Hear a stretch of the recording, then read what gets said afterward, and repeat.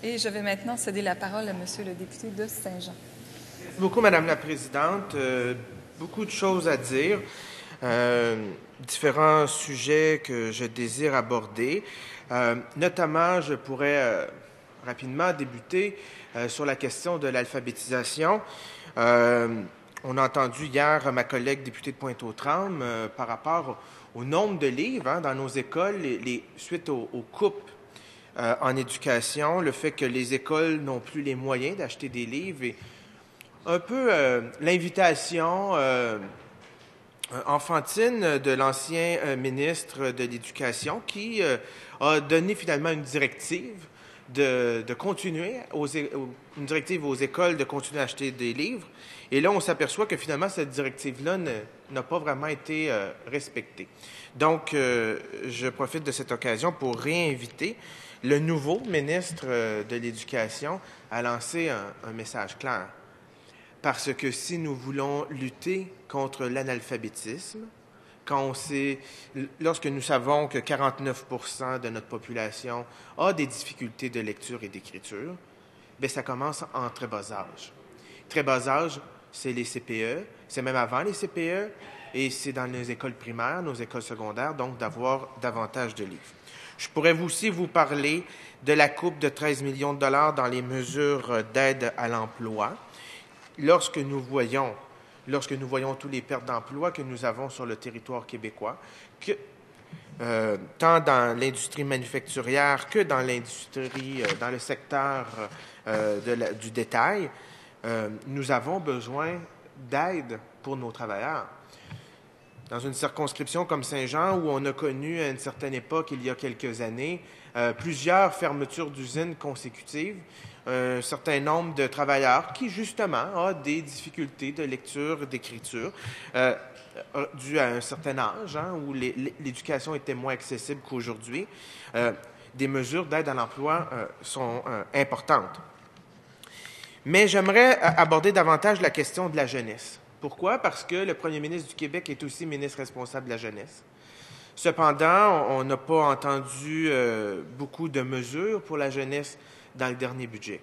Quand on fouille davantage dans les crédits, on s'aperçoit que c'est aussi de nouvelles coupes pour les jeunes. Je pourrais vous parler d'un exemple, les forums jeunesse, notamment le forum jeunesse de l'Estrie.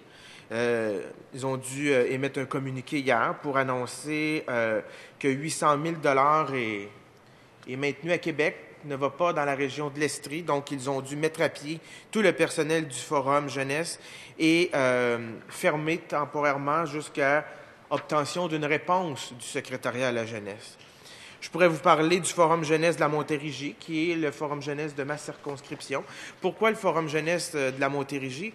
En Montérégie, nous sommes une immense région, tellement immense que même le ministre de la Santé et des Services sociaux a confirmé dans le projet de loi 10 que nous méritions d'avoir au moins 3 CI3S.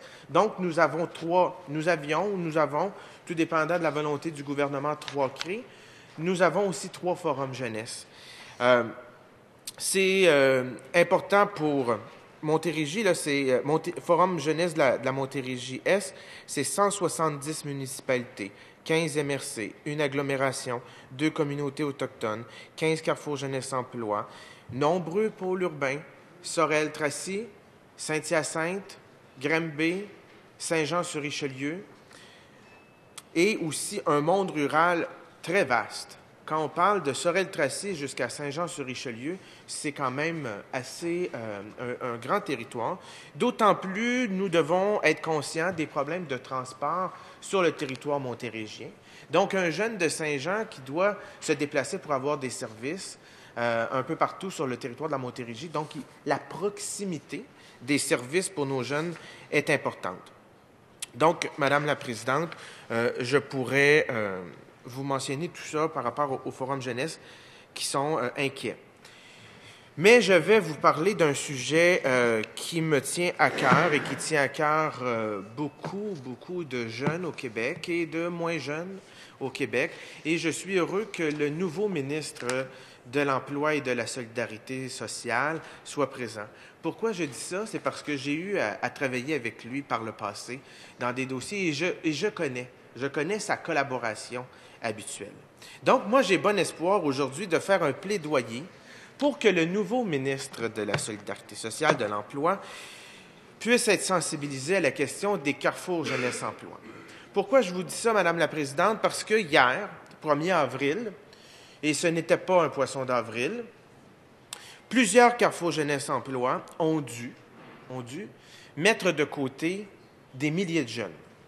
Pas par choix, loin de là, mais par obligation. Je pourrais la revue de presse est très longue. Ici, les carrefours jeunesse-emploi craignent pour l'accès des jeunes à leurs services. Bien, ça, c'est dans le journal d'hier. Ils ont écrit une lettre à tous les jeunes du Québec pour expliquer les nouveaux services qu'ils peuvent offrir aux jeunes.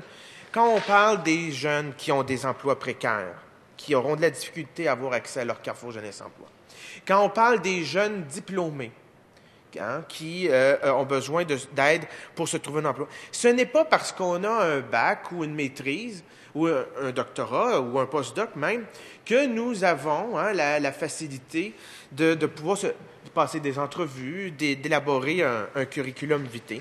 Donc, et aussi un encouragement de la part de gens qui sont plus extérieurs de notre relation personnelle, familiale ou amicale. Donc, les carrefours jeunesse-emploi jouent un rôle et veulent continuer à jouer ce rôle pour tous les jeunes du Québec.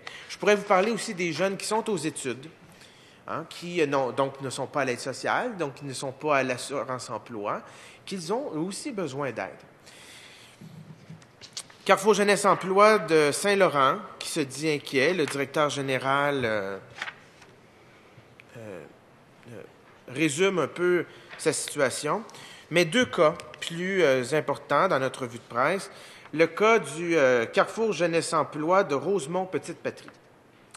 Bon, le cas de Rosemont-Petite-Patrie est un cas particulier parce que, comme le dit très bien les gens du Carrefour, nous sommes uniques au Québec. C'est Mme Cloutier, qui est la coordonnatrice, qui mentionne ça. 110 carrefours jeunesse-emploi, nous sommes le seul à offrir un parcours financé qui intègre les organismes communautaires, mais nous allons devoir y mettre fin au 1er avril. Concrètement, ça veut dire quoi? Ce parcours financier permettait au Carrefour jeunesse-emploi de subventionner chaque année plusieurs organismes qui offraient des divers services auprès de 300 jeunes.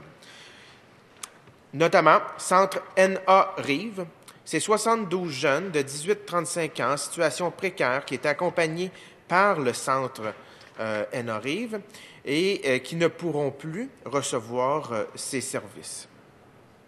Avec cette réforme, dans le cas de l'organisme L'Entre-Jean, avec cette réforme, l'organisme perd une enveloppe de 60 000 $ qui devra tirer un trait sur son programme de préemployabilité 1001 usages qui était suivi par 80 jeunes qui offraient de l'entretien ménager aux personnes âgées en perte d'autonomie. Donc, on affecte des jeunes et on affecte des personnes âgées par cette réforme et ces coupes dans les carrefours. La majorité de ces jeunes ne sont pas sur l'aide sociale. Ils sont aux prises avec des problèmes de santé mentale, de toxicomanie.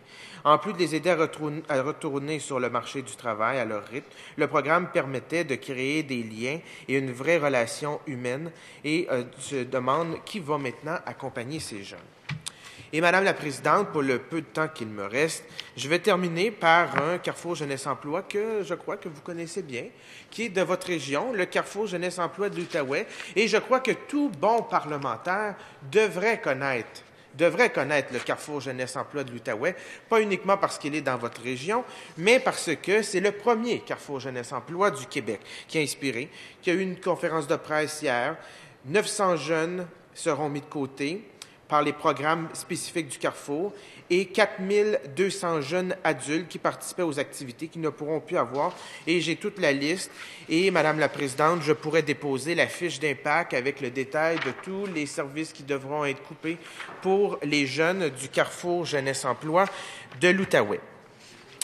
Je crois que, Madame la Présidente, par le peu de temps qu'il m'était prévalu, on a vu que le budget était à l'encontre des jeunes du Québec et c'est pourquoi, Madame la Présidente, que je présente la motion suivante, motion de grief, que l'Assemblée nationale blâme sévèrement le gouvernement libéral pour avoir présenté un budget confirmant le désintérêt de ce gouvernement vis-à-vis la jeunesse québécoise. Merci beaucoup, Madame la Présidente. Alors, merci beaucoup, Monsieur le député de Saint-Jean. Alors, y a-t-il consentement pour le dépôt de documents? Oui, consentement.